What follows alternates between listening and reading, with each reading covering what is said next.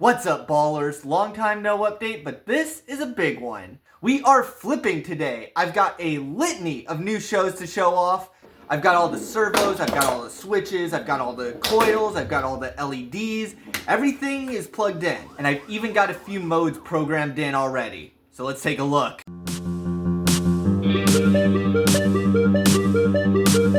I don't know how my code works.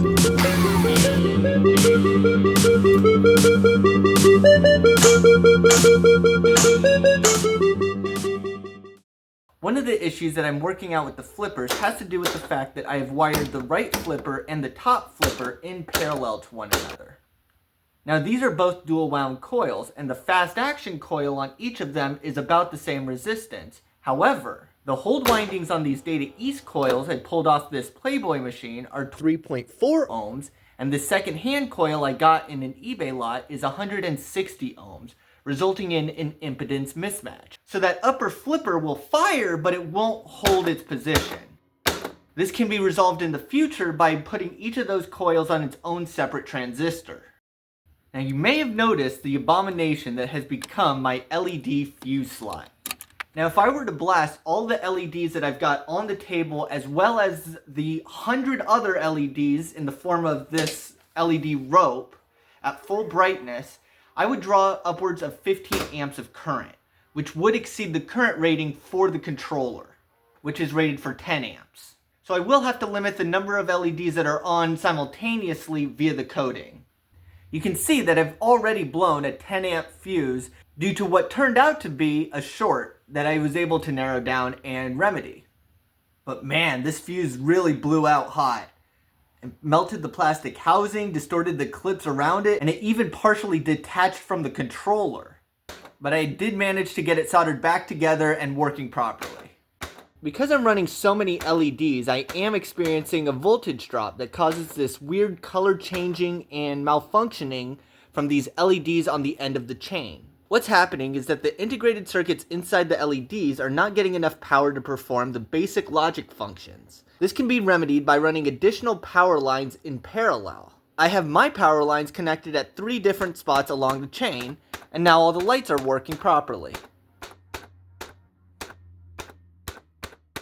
The most complicated bit of wiring is in the form of the switch matrix. Fighting electrical goblins is difficult, but when it comes to the switch matrix, there is a trick. I've noticed that the traffic switch and the H switch aren't functioning. By referring to my wiring diagram, I can tell that these are both on the same column, and sure enough, the magnet switch and the hospital vertical up kicker switch are also not working. That narrows the fault search tremendously, and with some simple testing with my voltmeter, I found a botched solder job that I repaired. The switches are now wired correctly, but if the ball doesn't physically compress the switch as it's supposed to, that's more of a design flaw. Luckily, some of these design flaws can be resolved by sneaky programming. The switch in the ambulance, for example, doesn't stay compressed when the ambulance is rotating left and right. But by toying with ignore windows and the switch configuration, I've been able to give the illusion of a functioning mechanism, even if in actuality it's just a $10 toy I bought at a gas station and hot glued a bunch of LEDs to. I still have a few more mechanisms to install, most notably the trough, before I'm able to play a full proper game. But that'll have to wait for another video. Thanks for watching, everybody. I'm Pinballer Shot Caller. If you enjoyed this video, please like and subscribe in order to see the next update. I'll close out today with some of my first gameplay footage.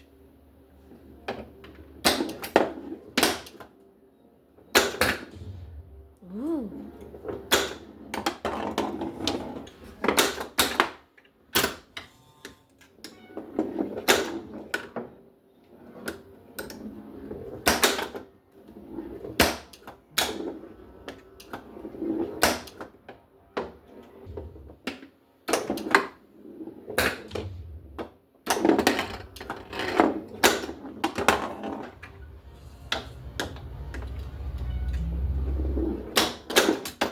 Whoa.